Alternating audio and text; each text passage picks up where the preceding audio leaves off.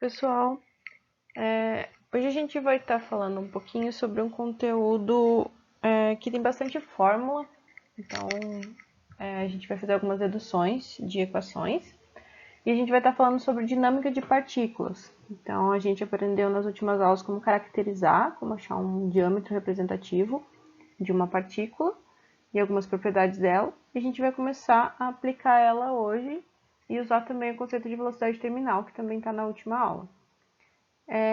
Essa aula, ela costumava ser no quadro, na lousa. Então eu tentei escrever tudo que iria para a lousa e eu sugiro que vocês peguem o caderno e principalmente nessa primeira parte que está tudo escrito, copiem no caderno, porque como é muita fórmula, se vocês forem só vendo os slides, é possível que vocês percam alguma passagem ou não entendam e tudo mais. Para avaliar o movimento da partícula, a gente vai começar analisando a lei do movimento de Newton, que a gente já conhece, que o somatório de forças é igual a massa vezes aceleração. No caso aqui, a aceleração ela já está em termos de velocidade, que é o que a gente vai precisar. Então, a variação da velocidade com relação ao tempo vai dar para a gente aqui a nossa aceleração. E a gente sabe que esse termo de força, ele vai ter as forças de campo, que é a primeira parcela que a gente tem aqui, e a força de arraste. Então, as forças que vão estar sendo aplicadas nessa minha partícula vão depender das duas forças que estão contrárias. No caso aqui, a nossa força de campo, que seria esse B aqui seria para a gente a gravidade, e esse FA é a nossa força de arraste, que a gente vai definir o que é a partir de agora. Então, aqui é a parte da aula que eu sugiro que vocês copiem, vão dando pause no vídeo e vão copiando as equações para ver o que está acontecendo com cada termo, tentando entender. Ou pega o PDF da aula que vai estar no portal e pega as equações todas e vai fazendo anotações em cima do PDF mesmo. Essa é a equação que a gente acabou de ver, aqui lembrando que a nossa força de campo vem da gravidade, e a gente tem a nossa força de arraste, que é a que a gente vai estar começando a definir agora. A nossa força de arraste, ela vai ser uma força de resistência ao escoamento. Então, a gente vai ter seria o que o fluido está fazendo para nossa partícula não escoar. Então, depende do nosso atrito e depende do fluido que a gente está trabalhando. A nossa força aqui, ó, ela está sendo representada por uma parcela de energia cinética. A gente tem o volume relacionado com a nossa densidade aqui. E a gente tem uma área, porque a gente sabe que uma diferença de pressão ela ocorre com a força dividida pela área. E esse F é um fator de resistência do nosso escoamento. Então, a gente tem aqui também a definição da nossa força de arraste com relação à velocidade do nosso sistema. Então, U para mim aqui é a velocidade do fluido. Então, aqui a gente tem a velocidade do fluido. E velocidade V aqui seria a velocidade da partícula. Então, a gente vai estar relacionando a diferença de velocidade entre o fluido e a velocidade da partícula com a área do escoamento e o coeficiente de arraste, que é a primeira vez que está aparecendo para a gente aqui, é o nosso coeficiente de arraste, que a gente já vai trabalhar mais nele também. Então, essa equação a gente pode dar uma olhadinha com mais calma nela.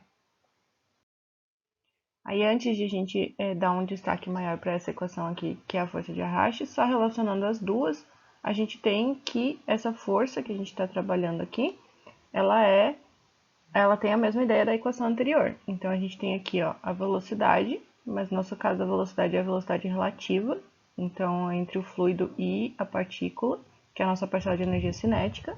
E a gente tem aqui a resistência ao escoamento, que seria onde aparece o nosso coeficiente de arraste aqui, que seria o F da primeira equação ali. Então, a gente tem essa segunda parcela que seria a resistência ao escoamento. Então, da nossa equação da força de arraste aqui, o que a gente pode avaliar é que esse último termo aqui, ele dá um sentido para o nosso escoamento. Então, a gente tem um módulo na parte de baixo e a gente tem aqui, e a gente tem a diferença de velocidade mesmo com sentido aqui em cima. Então, lembrando que U é a velocidade do fluido e V é a velocidade da partícula. Então, esse lado de cá, ele serve simplesmente para dar para a gente sentido. É um vetor unitário, então é uma coisa dividida por ela mesma, só que em módulo embaixo. Então, a gente vai estar usando ele para dar uma direção para o nosso fluxo, se a partícula está caindo, se ela está subindo, por exemplo. E aí, a gente percebe que tem esse termo duas vezes. O módulo da diferença das velocidades aparece tanto aqui na parte de cima, como na parte de baixo. Então, a gente pode cortar esses dois. Lembrando que aqui está o quadrado, então vai ficar um dos termos aqui em cima ainda. Aí, dentro dessa equação que eu tenho aqui, CD para mim é o coeficiente de arraste. Então, o coeficiente de arraste nosso, ele vai ser função, ou seja, ele depende de Reynolds e depende da esfericidade da minha partícula, se ela é esférica ou não. Então, a gente vai estar achando equações para trabalhar com o nosso CD, que vão depender aqui se a nossa partícula ela é esférica ou não. Primeira coisa, número de Reynolds. Então, o número de Reynolds a gente já conhece, sabe que é ρVd sobre μ, continua sendo ρ, o μ. O d aqui pra gente vai ser o diâmetro da partícula, que é o que a gente estava aprendendo nas últimas aulas a calcular. E a velocidade é a velocidade relativa. Então, é o módulo, então eu não preciso saber o sentido. Meu Reynolds não vai ser negativo, mas é a diferença entre a velocidade do fluido e a velocidade da minha partícula. Se o meu fluido estiver parado, a minha velocidade u vai ser igual a zero. E aí, a minha partícula vai responder a essa equação 5 aqui. Então, a gente está trabalhando só com a velocidade terminal da nossa partícula, ou seja, a máxima velocidade que ela vai atingir em queda em um fluido parado. Se o fluido estiver em movimento, a gente cai para o lado de cá. Então, a gente vai ter que ver a relação entre os dois para poder calcular o meu número de Reynolds. Exatamente para o caso que a gente viu anterior, na última aula para definir a velocidade terminal, a gente tem aqui a queda livre de uma partícula, então em um campo gravitacional, dependendo da gravidade apenas, caindo em um fluido que esteja parado e a gente está atingindo a nossa velocidade terminal. Então a gente vai chegar no VT aqui, que seria a velocidade terminal da minha partícula. Para isso, a minha equação da força, que é o somatório de forças aqui, a gente tem ainda aqui a variação, massa vezes aceleração, a nossa força de campo, tá aqui ainda, agora já com a gravidade, e isso aqui é a força de arraste que a gente acabou de definir, então ali pela equação anterior. Agora, lembrando que eu estou usando o meu fluido como um fluido parado. Esse fluido parado vai levar aqui a velocidade U a ser igual a zero. Então, a gente tem o módulo da velocidade terminal aqui e a própria velocidade terminal aqui desse lado. Nesse caso, o volume é determinado pelo volume de uma partícula esférica. E a área é a área superficial de uma partícula esférica também. Então, o diâmetro da partícula que a gente definir vai ter que relacionar aqui com uma esfera para poder conseguir trabalhar com nossas equações. Agora, só rearranjando aqui, ó, a gente sabe que nosso somatório de forças aqui vai ser igual a zero. Então, a gente não vai ter aceleração da nossa partícula, porque a nossa velocidade é constante, é a velocidade terminal. E a gente tem o volume substituído aqui dentro da minha equação, e a área também aqui dentro da minha equação, chegando nessa equação grandinha aqui do lado, equação 7. Então, dessa minha equação 7 aqui, o que eu estou querendo relacionar, movimentando essas equações, é o meu coeficiente de arraste e relacionar ele com a minha velocidade terminal, que são as duas variáveis que eu tenho aqui, se eu conhecer o diâmetro da partícula. Se eu não conhecer o diâmetro da partícula, eu preciso conhecer a velocidade. A gente já vai ver exemplos sobre essas duas variáveis. Mas o que eu quero aqui é o meu CD. Então, o que eu vou fazer é tentar chegar nele. Tentar isolar tudo para poder relacionar o meu CD. Então, só reorganizando aqui, passando para o lado esquerdo da equação uma parte dela, deixando para o lado direito a outra parte dela, a gente vai ter uma equação para CD. Então, esse passo aqui, matemática, vocês podem tentar fazer aí manualmente. E a gente tem aqui a equação de CD. A gente pode ver que esse coeficiente de arraste está relacionado com o diâmetro da partícula, com a velocidade terminal e com as diferenças de densidade. Densidade S, ρS aqui, sempre vai ser do sólido. Então, isso aqui, a densidade, ela sempre vai ser do nosso sólido ou da nossa partícula. E ρ sozinho vai ser do nosso fluido. Em alguns lugares, vocês podem estar encontrando isso aqui como sendo ρf, para especificar que é do fluido. Se não tiver nada embaixo, é muito, muito provável que seja só do fluido. Lembrando que essa equação, ela vale para regime permanente e com o nosso fluido parado, porque a gente determinou ali atrás que a nossa equação, nosso U, nossa parcela U, ou a velocidade do fluido, é igual a zero. Aí, a partir dessa equação 9 que a gente acabou de chegar, para conhecer o coeficiente de arraste, eu preciso necessariamente saber o diâmetro da partícula e a velocidade terminal. E isso nem sempre é possível de ter determinado. Então, a gente pode, às vezes, estar precisando exatamente de uma dessas duas variáveis. Então, o que a gente pode fazer aqui? Definir o nosso regime, o regime que a gente vai estar trabalhando, e achar correlações que valham para a gente estimar o nosso CD. Então, se a gente conseguir estimar esse coeficiente de arraste, a gente vai conseguir chegar, por exemplo, numa velocidade terminal ou num diâmetro de partícula.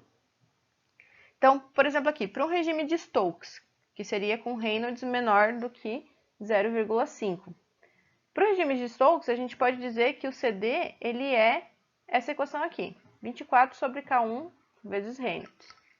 Igualando a equação 9, que a gente tinha lá, a gente tem aqui o 24, K1 vindo daqui, o número de Reynolds para a partícula, que é ρVd sobre μ, e aqui é o outro lado da nossa equação, certo? Que é a parte de diâmetro da partícula, velocidade terminal ao quadrado e a diferença de densidades. Então, o que eu quero fazer é igualar essas minhas duas equações, porque eu tenho essas duas equações relacionadas agora aqui. Eu igualando as duas e isolando a velocidade terminal, eu vou chegar aqui numa equação que vai estar relacionando a minha velocidade terminal independente do meu CD. Então, se eu souber que, por exemplo, o meu diâmetro da partícula, eu já consigo tirar a minha velocidade terminal. Então, nesse momento, eu tirei a minha dependência do CD porque eu defini ele para essa equação aqui de cima. Sobra para mim esse K1. Esse K1 está vindo desde lá de cima, desde a equação aqui definida. Então, eu preciso de uma representação para ele. Esse K1 ele vai depender da esfericidade da minha partícula. Então, eu tenho aqui uma relação sobre a esfericidade da minha partícula e é uma equação fácil de determinar se você souber essa característica da partícula. Se ela for esférica, o meu K1 vai ser igual a 1 e aqui essa parte aqui some, então essa dali seria a velocidade terminal para uma partícula esférica. Uma outra correlação que eu tenho aqui seria para o caso de o meu número de Reynolds ser maior do que 1000. Então, eu teria essa segunda correlação em que eu defino o meu CD, meu coeficiente de arraste, como sendo igual a K2. K2, por sua vez, ele tem uma relação, de novo, com a esfericidade da partícula. Então, se eu conhecer ela, eu já tenho aqui o meu K2 definido. E eu vou igualar ele à minha equação 9 que eu tinha antes definida para o coeficiente de arraste. Então, se eu igualar isso aqui e agora isolar a minha velocidade terminal, eu vou chegar numa relação, de novo, independente do meu coeficiente de arraste. Então, sempre que eu definir, por exemplo, um regime ou uma equação experimental para definir o coeficiente de arraste, é exatamente para isso, para eu poder tirar essa dependência de ter três variáveis e aí trabalhar com duas delas só. O meu K2 está aqui dentro, então a gente vai trabalhar com essa equação aqui, pode calcular ele fora, depois colocar ele aqui dentro. E se a partícula for esférica, o meu K2 ele já tem um valor direto aí de 0,43. Então, em resumo, aqui a nossa força de arraste, que seria a força que o fluido exerce sobre a partícula, ela vai depender das dimensões e da forma da partícula. Se ela for esférica é mais fácil de descer, por exemplo, se ela for irregular é mais difícil. Do campo de velocidade, ou seja, se o fluido está parado ou não, isso vai diferenciar, vai influenciar nas minhas forças, na minha resultante das forças. O contorno da nossa partícula, então para saber a relação aí entre a força de arraste e a parte da partícula mesmo. E da presença de outras partículas. Então, se vocês imaginarem que a gente tem mais de uma partícula dentro do escoamento, eventualmente elas vão se chocar, ou elas vão estar batendo uma na outra, e é mais difícil de subir, por exemplo, um escoamento ascendente, subir mais de uma partícula, um volume X de partículas, do que uma partícula sozinha. Então, a força que esse fluido vai estar aplicando, ela tem que ser diferente quando a gente está trabalhando com muitas partículas, principalmente se elas estiverem muito próximas. Então, para o que a gente acabou de olhar, essas nossas deduções, elas têm algumas considerações que têm que estar bem claras na nossa cabeça. A primeira delas é que a nossa partícula apresenta um certo grau de uniformidade. O que isso significa? Não quer dizer que ela necessariamente é esférica, mas que a gente consegue relacionar a esfericidade dela, por exemplo, com o coeficiente de arraste. Então, a gente tem uma dimensão que possa estar representando essa minha partícula. A gente tem que a posição relativa entre o fluido e a partícula não afeta a força de arraste, então dependendo de onde a gente estiver no nosso escoamento, isso não vai estar mudando, então não vai estar interferindo na minha força de arraste. A gente tem uma direção da velocidade relativa, então a gente sempre vai ter um para cima ou para baixo, positivo ou negativo. Então a gente está trabalhando aqui com um sistema que vai para a força resultante, então para a velocidade resultante de cada um dos dois.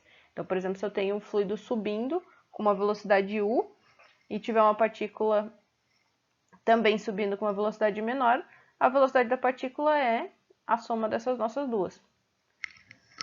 A gente está trabalhando com fluidos newtonianos, então os nossos fluidos eles são necessariamente newtonianos, senão a gente tem que considerar Reynolds diferentes, viscosidades diferentes. A partícula está isolada, então a gente está olhando a dinâmica de uma partícula sozinha. Então, o diâmetro do nosso sistema, por exemplo, o nosso leito que a gente estiver jogando a nossa partícula, recipiente, é muito maior do que a nossa partícula que está descendo. E a gente está considerando uma concentração muito baixa para não ter o choque entre as partículas que eu falei para vocês. A aceleração é nula, então a gente está trabalhando com a velocidade terminal. Nossa partícula já atingiu a velocidade terminal, que leva a gente ao regime permanente. E a gente tem aqui ó, que a gente não está necessariamente olhando a posição da nossa partícula. Então, a gente tem no desenho aqui que a nossa partícula, a gente sabe que se ela tiver, por exemplo, uma moeda aqui com um escoamento passando ao redor dela, se tiver vindo escoamento com esse sentido e a moedinha estiver parada assim, horizontalmente, a gente vai ter uma força de arraste relativamente menor do que se a gente tiver a nossa moeda presa nessa posição. Então, se ela estiver na posição vertical aqui, ela vai estar oferecendo muito mais resistência aqui para o meu fluido, então a nossa força de arraste vai ser diferente, então ela vai ser mais difícil de estar escoando. Nesse caso, a gente está assumindo que a posição não vai afetar a nossa velocidade. A gente já viu o que seria o coeficiente de arraste agora, e a gente já definiu aí duas equações, que é aquelas que tem K1 e K2, para poder calcular o nosso coeficiente de arraste. Então, o que a gente vai fazer é tentar abrir mais a gama de possibilidades para calcular esse nosso coeficiente de arraste a partir de agora. Então, lembrando aqui o que a gente acabou de ver, o nosso balanço de forças para uma esfera isolada, a gente chega na nossa equação para o coeficiente de arraste aqui. Lembrando que o nosso número de Reynolds ele tem a relação com o diâmetro de partícula e a velocidade terminal da partícula, se o nosso sistema tiver com um fluido parado, que é esse exemplo que a gente tem aqui do lado, um fluido parado e a partícula descendo apenas pela força de campo, que seria a força de gravidade, recebendo de retorno aqui a força de empuxo e a força de arraste. Agora a gente vai definir dois números adimensionais, então relação de dois números adimensionais, que vão ser bastante úteis para a gente. Então a gente tem duas opções aqui. A primeira delas é CD-RE ao quadrado. Então, esse é o número que eu quero calcular. Então, isso aqui para mim é uma incógnita. E aí eu vou verificar as variáveis que eu preciso. No caso aqui a gente tem a gravidade, a gente tem o diâmetro da partícula, propriedades dos fluidos e da partícula. Então, ρP é a mesma coisa que ρS, está relacionado com a nossa partícula. A gente tem a viscosidade do nosso fluido, a densidade do nosso fluido, e a gente consegue calcular esse valor desde que eu conheça o diâmetro da minha partícula. Então, se eu conhecer aqui o diâmetro da partícula, eu consigo chegar nesse valor aqui, ó, de CD-RE ao quadrado. Isso aqui é a minha incógnita inteira. Então, eu vou calcular esse lado direito todo da minha equação, vai me gerar um número que vai ser igual a esse número adimensional aqui. Aí, o segundo número que a gente vai estar definindo aqui seria CD sobre Reynolds. Então, é sobre Reynolds mesmo, e esse é o segundo número que eu vou estar calculando. Se vocês olharem agora, ele está dependendo de uma velocidade. E a gente tem ainda a nossa gravidade e as propriedades aqui da partícula e do fluido. Esse U para a gente aqui, ó, pode ser a nossa velocidade terminal. É uma velocidade que a gente tem que estar definindo. Se eu conheço, por exemplo, a velocidade terminal, eu consigo calcular esse CD sobre RE. E aí, vai me sobrar apenas uma incógnita aqui no meu caso. Então, em situações e problemas que podem acontecer, uma vez que a gente define esses dois números adimensionais, a gente conheceu o diâmetro da partícula e querer encontrar a velocidade terminal, que vai ser o nosso caso 1, ou a gente conheceu a velocidade terminal da partícula e querer conhecer o diâmetro. Então, nesse caso aqui, eu não tenho o diâmetro, não tenho a característica da partícula, mas sei a velocidade terminal dela. Então, cada um deles vai depender de um dos meus dois sistemas aqui. Então, para o meu caso 1, eu vou usar aquela minha primeira equação, que é de CDRE ao quadrado. Para o meu caso 2, eu vou usar a minha segunda equação, que é de CDRE.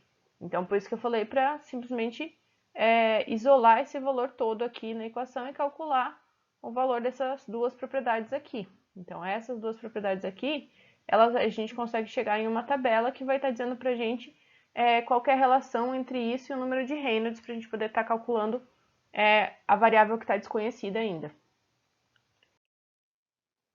Então, aqui a gente tem um quadro.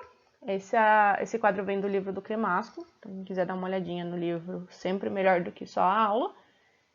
Aqui a gente tem várias relações para achar o coeficiente de arraste. Então, a gente tem desde a de Stokes aqui, até várias outras que vão estar dando para a gente a relação entre o coeficiente de arraste e o número de Reynolds. Então, se eu conhecer um dos dois, eu já consigo calcular o outro. Se eu conhecer o número de Reynolds, eu consigo calcular o número do coeficiente de arraste.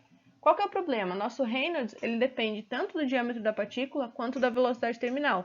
E a gente acabou de ver nos casos anteriores que um dos dois eu não conheço. Então, existe o caso em que eu conheço o diâmetro e quero determinar a velocidade terminal. E existe o caso em que eu conheço a velocidade terminal e quero calcular meu diâmetro. Então, eu não consigo calcular o meu número de Reynolds, por consequência, eu não consigo achar o meu CD.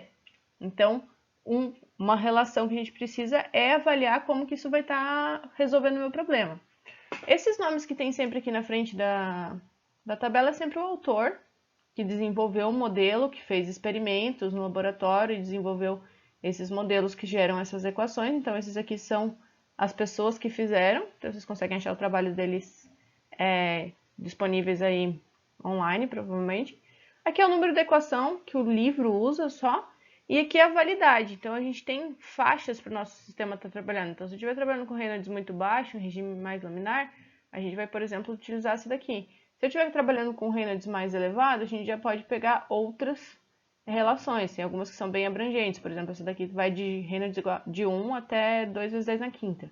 Então, essa daqui é uma equação super abrangente. Ok? Aí, beleza. Eu falei para vocês que aqueles dois números adimensionais iam servir para a gente para relacionar com o número de Reynolds. Então, chegou aqui no quadro que a gente vai ter essa relação. Então, esse quadro aqui, ele vai dar para a gente a fluidodinâmica para uma partícula isolada. Lembrando que, primeiro, esse nosso quadro só vale para esfericidade igual a 1. A gente tem outro quadro para a partícula quando ela não é esférica. A gente tem aqui, ó, valores de N nas três equações. Esse valor de N muda para cada uma equação e já está aqui no próprio lado. Ó. Então, por exemplo, se eu estou usando essa minha segunda equação aqui, o meu valor de N vai ser 0,95.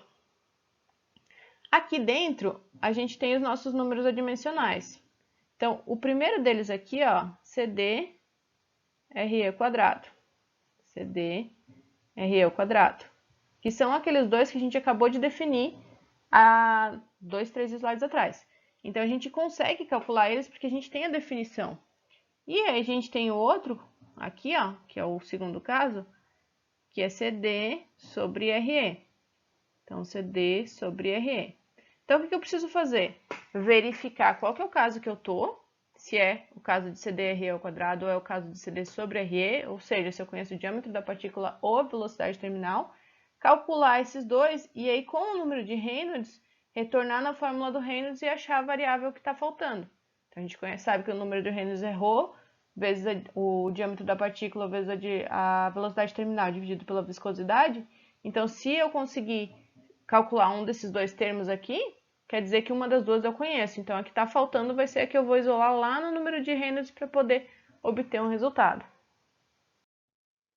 Então, essa daqui é a mesma ideia, mesmo tipo de quadro. A gente tem aqui o nosso CDRE ao quadrado na primeira equação e CD sobre RE aqui na segunda. Então, os dois estão aqui, que vão estar relacionando para a gente com o nosso outro caso lá, com a nossa outra partícula. Aqui, nesse caso, a partícula não é esférica, ok? Então, ela está com uma esfericidade entre 0,5 e 1. Então, a gente vai estar com essa esfericidade variando. E a gente tem aqui os valores de K1 e o valor de K2, que podem ser calculados para colocar aqui dentro das nossas equações. Ó. Então, aqui a gente tem K1 e tem K2, que é exatamente aquelas equações que a gente viu quando a gente estava definindo os dois regimes iniciais, de Stokes e de Newton. Então, aqui a gente já tem um exercício para vocês tentarem resolver, para conseguir ver o que está acontecendo com o meu sistema. Tem uma microsfera de vidro caindo em um fluido, que é a água, nesse caso. Tem as propriedades do fluido e tem as propriedades da partícula, que é a densidade, que são o que a gente precisa, especificados ali. Lembrando que esse Vzinho que a gente tem aqui no enunciado, aqui, é a nossa viscosidade cinemática. Então, para achar a nossa viscosidade, a gente tem aqui a relação, viscosidade que depende lá no número de Reynolds. Tem a densidade do fluido, a densidade da partícula, lembrando que tem que estar todo mundo na mesma unidade, e inclusive o diâmetro. E aqui tem um diâmetro de 256 micra. 250. Então, isso aqui é a mesma coisa que 250 vezes 10 na menos 6 metro. Então, não esqueçam de estar corrigindo todas as unidades, senão não vai dar certo o sistema de vocês. O que está acontecendo aqui no meu caso? Eu conheço o diâmetro da partícula. Então, o diâmetro da partícula foi fornecido. E ele quer saber a velocidade terminal. Então, a gente vai querer conhecer a velocidade terminal. Então, a gente precisa ver qual dos dois que a gente vai estar trabalhando, se é o CD sobre RE ou o CD RE ao quadrado. Então, qual dos dois que vai estar identificando o meu problema. Vou calcular o número de Reynolds utilizando esse grupo adimensional. E aí, a velocidade terminal vai sair por esse sistema aqui, por essa equação do número de Reynolds. Então, aqui, ó, já entregando a resposta para vocês, a gente tem a nossa correlação de CD RE ao quadrado, é aquela que tem o diâmetro da partícula especificado nela. Tá? Lembrando que o B é a gravidade. A gente conhece todas as outras propriedades aqui que a gente precisa no nosso sistema. Então, a gente conhece as densidades, conhece a viscosidade e conhece o diâmetro da partícula. Lembrando, todo mundo na mesma unidade. Esse valor que vocês vão achar aqui, ó, vocês vão colocar nessa equação aqui, ó, que é a equação que tem o CD sobre RE ao quadrado. Se tivesse no outro caso, se tivesse no caso que conhece a velocidade, que é determinar o diâmetro da partícula, seria o CD sobre RE, vocês iam pegar a equação do CD sobre RE e usar essa de baixo, ok? Mas nesse caso, vocês conhecem CD RE ao quadrado. Então, esse valor que chegar do lado de cá, vocês pegam ele inteiro e colocam aqui. Então, lembrando que o N está aqui, então está ali o valor de N, e a gente está trabalhando com uma partícula que é esférica, então não tem que calcular a esfericidade. Calculou o número de Reynolds aqui, ó. Esse valor que vocês chegarem, vocês vão colocar aqui nessa equação. Então, vai ser esse valor do lado de cá, à esquerda da equação. As propriedades do fluido vocês conhecem, o diâmetro da partícula também. Vai sobrar para mim aqui só a velocidade terminal como incógnita. E aí, vocês vão isolar a velocidade terminal e conseguem calcular esse valor aí. E tem outro exercício aqui para vocês treinarem. Esse exercício da caracterização das esferas a gente já fez, já passou em alguma das aulas aí anterior. A gente vai utilizar o diâmetro do peneiramento, que seria o diâmetro de Salter para o material. E aí, com esse diâmetro que a gente obteve, fazer o mesmo procedimento anterior. Tem aí definida a massa específica e as propriedades do fluido. E está dizendo para a gente calcular o coeficiente de arraste aí e considerar a partícula como sendo uma partícula esférica. Então dá para calcular a velocidade terminal, o coeficiente de arraste e a nossa utilizando o diâmetro que vocês obtiveram resolvendo o exercício da aula anterior. Então é isso, gente. Qualquer dúvida que vocês tenham é só me procurar. Então a aula está um pouquinho mais curta porque vocês têm que copiar toda ela, então vai dar um pouquinho mais de trabalho. E aí, resolvendo os exercícios, eu vou estar disponível nos canais que vocês já sabem aí. A aula vai estar no portal também, então precisando de alguma coisa, tendo dúvida, é só me procurar.